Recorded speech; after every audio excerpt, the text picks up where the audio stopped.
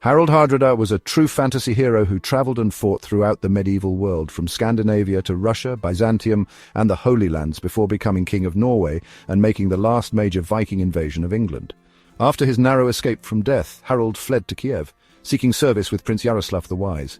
He dreamed of marrying Yaroslav's daughter Elisaveta, but his ultimate goal remained claiming Norway's throne. Realizing he needed both wealth and military might, he became a mercenary, selling his martial skills to the highest bidder. After years of warfare, conquest and plunder, he returned as the richest man in northern Europe, with a formidable army at his command. In Byzantium, Harald rose to command the elite Varangian Guard, becoming the personal bodyguard of Empress Zoya. Their relationship grew intimate, with rumors suggesting she might make him the next Byzantine emperor. Zoya had already been suspected of killing 2 husbands to place favorites on the throne. However, she was much older than Harald, and when he found a younger love interest, her favor turned to fury: Harald Hardrada. Throughout his life, Harald fought Muslims, Christians, pagans, and other Vikings alike, earning his reputation as one of history's most formidable warrior kings. This defeat at Stiklestad marked the beginning of Harald's legendary exile, a period of his life that would forge him into the warrior and ruler he was destined to become. It wasn't merely a flight from danger, but the start of an extraordinary journey that would take him across continents and through the highest echelons of power. Fleeing east to the Kievan Rus, Harald sought refuge and opportunity in the vast, dynamic realm ruled by Grand Prince Yaroslav the Wise. Yaroslav, a shrewd and powerful leader, recognized Harald's potential and welcomed him into his service.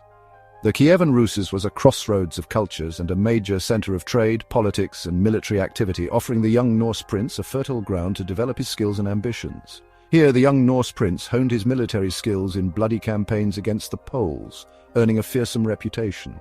These campaigns were not mere skirmishes, but intense conflicts over territory, influence, and trade routes.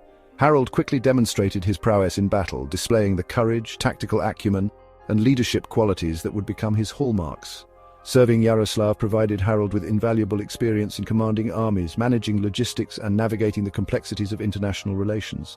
He learned to fight not only with brute force, but also with cunning and strategy, adapting his tactics to the diverse terrains and opponents he faced. His reputation grew rapidly, attracting other Norse warriors to his banner, forming a formidable fighting force within Yaroslav's army. Beyond the battlefield, Harald absorbed the culture and customs of the Kievan Rus, learning the Slavic language and becoming familiar with Byzantine diplomacy. This exposure to a sophisticated cosmopolitan society broadened his horizons and instilled in him a taste for wealth, power, and the finer things in life. These formative years in the Kievan Rus were instrumental in shaping Harald Hardrada's character and preparing him for the extraordinary destiny that awaited him. His exile was not a period of mere survival, but a crucible in which a young, wounded exile was transformed into a seasoned warrior, a shrewd strategist, and a future king. But Harald's ambitions stretched far beyond the frozen north, fueled by dreams of glory and power that transcended the icy landscapes of Scandinavia. Word of the fabled wealth and splendor of the Byzantine Empire, the New Rome, reached him even in the distant Kievan Rus, igniting a desire to seek his fortune in this center of civilization and military might. By 1034, his path led him to the gleaming jewel of the medieval world, Constantinople. The allure of Constantinople was undeniable. It was a city of unparalleled wealth, a hub of international trade, and the bastion of Christian power in the east. It was a place where fortunes could be made and legends could be forged. The mighty Byzantine Empire, a continuation of the Roman legacy, welcomed this northern warrior into its elite Varangian Guard, a prestigious unit composed primarily of Norse mercenaries, renowned for their loyalty, ferocity, and unwavering skill in battle. These warriors served as the emperor's personal bodyguards, entrusted with protecting the imperial family and upholding the empire's might. In Byzantine service, Harald's legend grew exponentially. He was no mere bodyguard, he was a warrior of unmatched prowess, a leader of men, and a strategist of considerable talent. He fought pirates in the Mediterranean, clearing the seas of those who threatened Byzantine trade and coastal settlements. He led campaigns in Sicily, battling against Arab forces to reclaim lost territories for the empire. He even ventured to Jerusalem, leading a contingent of Varangians on a pilgrimage, while simultaneously ensuring the safety of the journey through bandit-infested lands. His exploits earned him vast wealth, accumulating riches beyond imagination through plunder, ransoms, and imperial rewards. But more importantly, these experiences forged his character and shaped his destiny, earning him the nickname that would follow him through history: Hardrada, the Hard Ruler. But palace intrigue proved as dangerous as any battlefield, if not more so. Constantinople was a hotbed of political machinations, where alliances shifted like the desert sands and treachery lurked around every corner. When Emperor Michael V seized power and attempted to dispose of Empress Zoe, the rightful heir, Harald found himself embroiled in a power struggle that threatened to consume the empire. His loyalty to Zoe, perhaps motivated by a sense of justice or a shrewd calculation of political advantage, led him to side with the People's Rebellion. According to Norse sagas, it was Harald himself who captured the fleeing emperor and personally blinded him, an act of brutal retribution that cemented his reputation as a man of decisive action and unwavering resolve. By 1045, Harald returned north, his dragon ships laden with the spoils of his Byzantine adventures. 15 years of service in the Eastern Roman Empire had transformed him from a wounded exile into a seasoned commander, a wealthy magnate, and a figure of considerable political ambition. He arrived in Scandinavia not as a supplicant, but as a force to be reckoned with, ready to claim his birthright and shape the destiny of Norway. The treasures he brought that were not just gold and jewels, but also the knowledge, experience, and connections he had acquired in one of the most sophisticated and powerful empires of the medieval world. Yet his greatest challenges lay ahead. Norway, though small compared to Byzantium, was a kingdom rife with internal divisions, competing factions, and the ever-present threat of external aggression. Harald's claim to the throne was not uncontested. His nephew, Magnus the Good, the son of his half-brother Olaf, already ruled Norway and Denmark. Recognizing that a direct confrontation would be costly and potentially destabilizing, Harald embarked on a path of political maneuvering and strategic alliances to achieve his goals. Through skillful negotiation and the judicious use of his vast wealth, Harald forged an agreement with Magnus, leading to an uneasy co-rulership of Norway. This arrangement, however, was fraught with tension and mistrust. The two rulers represented different styles of leadership and held differing visions for the future of the kingdom. Magnus, known for his piety and leniency, was popular among the common people, while Harald, hardened by years of warfare and accustomed to autocratic rule, was viewed with a mixture of awe and apprehension. When Magnus died unexpectedly just 2 years later, in 1047, the stage was set for Harald to seize full control of Norway. With Magnus gone, the existing power balance evaporated. Utilizing the military power he had gathered and the political connections he had carefully cultivated, Harald moved swiftly and decisively to eliminate any remaining opposition and solidify his position as the sole ruler of the kingdom. His reign was characterized by a ruthless efficiency and a determination to consolidate royal authority.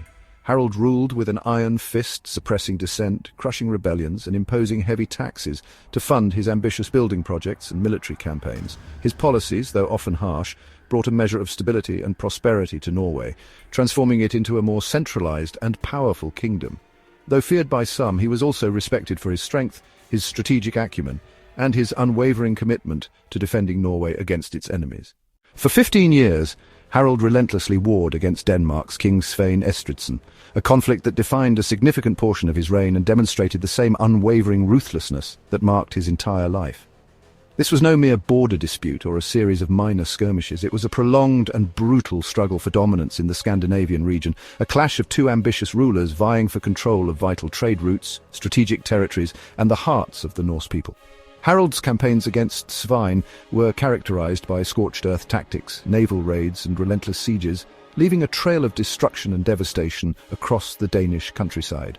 Harald's motivations in this protracted war were complex, driven by a mix of ambition, strategic necessity, and personal animosity. He sought to expand his kingdom's influence, secure control over key maritime routes, and eliminate a rival who constantly challenged his authority. Moreover, the conflict with Svein allowed Harald to hone his military skills, maintain a standing army, and keep his restless warriors occupied, preventing potential unrest within his own kingdom. The constant warfare also provided opportunities for plunder, enriching Harald's treasury and rewarding his loyal followers. These campaigns, however, came at a heavy cost, both in terms of human lives and economic resources. The constant raiding and counter-raiding disrupted trade, devastated agricultural lands, and inflicted immense suffering on the civilian populations of both Norway and Denmark. Despite the relentless violence and the strategic complexities of the war, neither side achieved a decisive victory. The conflict ebbed and flowed, with periods of intense fighting followed by uneasy truces, only to erupt again with renewed ferocity. But as Harald approached his twilight years, a new opportunity, fueled by ambition, presented itself, calling him away from his wearying conflict with Denmark. It was England that would prove his final battlefield, beckoning him with the promise of a new crown and the chance to etch his name into the annals of history as a conqueror. The call of England, with its rich lands and vulnerable leadership, proved too tempting to resist, drawing Harald away from the familiar battlefields of Scandinavia towards a new and ultimately tragic destiny. He saw the English throne as his opportunity to claim a greater kingdom than even Norway and establish his legacy.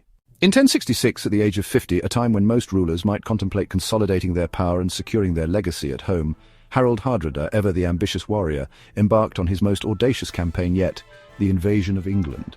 Spurred on by the exiled Tostig Godwinson, brother of the English King Harald, Harald saw an opportunity to claim the English throne, fulfilling old Viking aspirations and adding a rich new territory to his Scandinavian domain. This invasion was not a mere raid or a land grab. It was a full-scale military operation, meticulously planned and executed with the goal of conquering a kingdom. With 300 longships and a formidable force of approximately 10,000 warriors, hardened by years of warfare and eager for plunder, he struck the English coast, landing in Northumbria. Initial victories followed, emboldening Harald and his Viking army. They captured York, a major city in the north, and forced the surrounding region to submit to their rule. The stage seemed set for a successful conquest, and Harold's dreams of becoming the new King of England appeared within reach. The Vikings believed they would succeed and add England to their vast holdings, but fate, as it often does, had other plans. News of the Viking invasion reached King Harald Godwinson, who was preparing to face a potential Norman invasion from the south. With remarkable speed and determination, Harald marched his army north, covering nearly 200 miles in a matter of days, catching Harald and his forces by surprise at Stamford Bridge. On September 25, 1066, the two armies clashed in a bloody and decisive battle. Harald Hardrada met the English army led by King Harald Godwinson. Despite being caught off guard and outnumbered, the Vikings fought with their characteristic ferocity and courage. Harald himself, a towering figure in the midst of the battle, wielded his axe with deadly precision, cutting down any who dared to oppose him. But the English army, fresh from their forced march, fought with equal determination, defending their homeland against the Viking invaders. In the heat of battle, as he fought with the same ferocity that had defined his life, an arrow, a seemingly random stroke of fate, found its mark, piercing Harald's throat. The last great Viking king fell, his ambition unfulfilled, his dreams of conquest shattered. His death at Stamford Bridge marked not only the end of his reign, but also the end of an era, signifying the decline of Viking power and influence in England. Harald Hardrada's life indeed reads like a saga ripped from the pages of Norse mythology, a tapestry woven with threads of exile, adventure, ambition, and ultimately tragic demise. From a teenage warrior fleeing his homeland after the brutal Battle of Stiklestad to a feared mercenary commander in the exotic lands of the Byzantine Empire, and finally to a powerful and often ruthless king ruling Norway with an iron fist, his journey was one of constant struggle, relentless pursuit of power, and unwavering determination to shape his own destiny. His was a life lived on a grand scale, filled with both triumphs and tribulations, leaving an indelible mark on the history of Scandinavia and beyond. He was the last of his kind, a figure who embodied the fading spirit of the Viking Age while simultaneously embracing the evolving political landscape of medieval Europe. He stood as a bridge between two worlds, carrying the legacy of Norse exploration, raiding and warrior culture into an era of emerging nation-states, centralized power, and increasingly sophisticated political maneuvering. He combined the traditional Viking values of courage, loyalty, and martial prowess with the cunning strategic thinking and diplomatic skills necessary to navigate the complex world of medieval politics. Remembered for his strength, both physical and mental, his cunning in battle and diplomacy, and his unyielding ambition to achieve his goals, Harald Hardrada was a complex and often contradictory figure. He could be generous and loyal to his followers, but also cruel and ruthless to his enemies. He was a skilled warrior and a shrewd politician, a pious Christian who also embraced the Viking code of honor and revenge.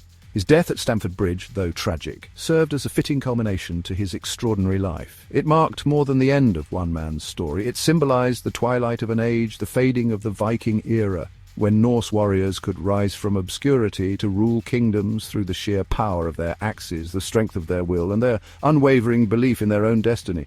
He represented the end of an era dominated by Viking raiders and explorers, giving way to an age of more defined nation-states. His defeat heralded the beginning of Norman influence and the decline of Norse impact on the continent.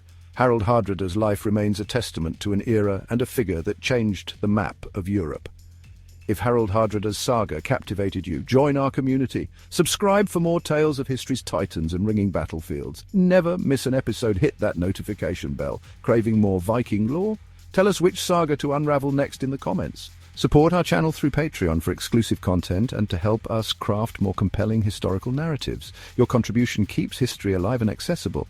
Let's explore the past together. Like, subscribe and support.